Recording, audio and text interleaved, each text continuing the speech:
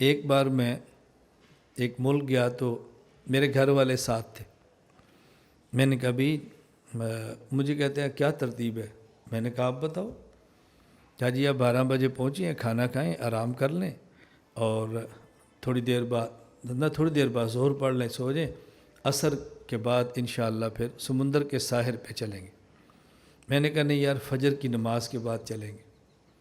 آپ بیچ کہتے ہیں، ہم ساحل کہتے ہیں. تو میں نے کہا نہیں، فجر کے بعد چلیں گے. مجھے کہتے ہیں عصر کے بعد مناسب ہے، گیدرنگ بہت ہوتی ہے، بہت مزہ آتا ہے.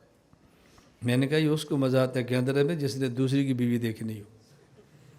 میری بیوی تو میرے ساتھ ہے، مجھے گیدرنگ میں کیوں مزہ آئے گا؟ فجر کے بعد چلیں گے.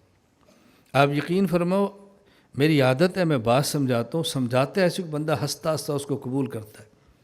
وہ کلین شیف میزبان تھے، داڑھی منڈے. مجھے خود انہوں نے کہا حضرت مزہ آ گیا آپ کی بات سن کر، یقین کریں ایمان تازہ ہو گیا. میں نے کہا بھی ہم نے نکاح اس لیے کیا کہ دوسروں کی بیویاں دیکھنی ہے. کیوں نکاح کیا؟ کچھ شرافت بھی ہوتی ہے، کچھ حیا بھی ہوتا ہے، کچھ غیرت بھی ہوتی ہے. وہ کسی اور کی بہن ہے، کسی اور کی بیٹی ہے، کسی اور کی عزت ہے. یہ نہیں ہے عورت پردہ نہیں کری تو ہم بھی آنکھیں کھول لیں، یہ نہیں ہے. ہمارے ایک جملہ مشہور ہے پنجابی کا، اسی کو میں اردو میں سمجھاتا ہوں. ہمارے کہتے ہیں چاٹی دا منہ کھلا ہوئے تو کچھ کتے نو بھی شرم کرنی چاہیے. چاٹی دا منہ کھلا ہوئے تو کچھ کتے نو بھی شرم کرنی چاہیے. کہیں اگر برتن کا منہ کھلا ہو تو کچھ کتا بھی سوچ لے کہ میں نے ہر دودھ میں منہ نہیں ڈالنا. ہم کتے سے بھی گھٹیا ہو جاتے ہیں. بھئی اگر عورت سامنے آ گئی تو ضرور دیکھنے. ہمسایہ کی بیوی پردہ نہیں کرتی، تم نے ضرور اس کے گھر میں گھسنے. بدترین قسم کا زانی وہ ہے جو ہمسائے کی بیوی پہ آنکھ رکھے. بدترین قسم کا زانی وہ ہے.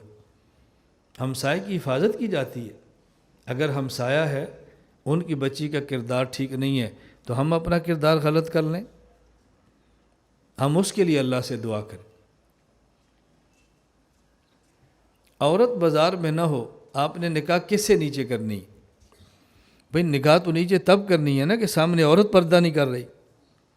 اندھے بندے نے کیا پردہ، کیا ہے، کیا آنکھیں نیچے کرنی؟ پہلے نے کیا سننا ہے؟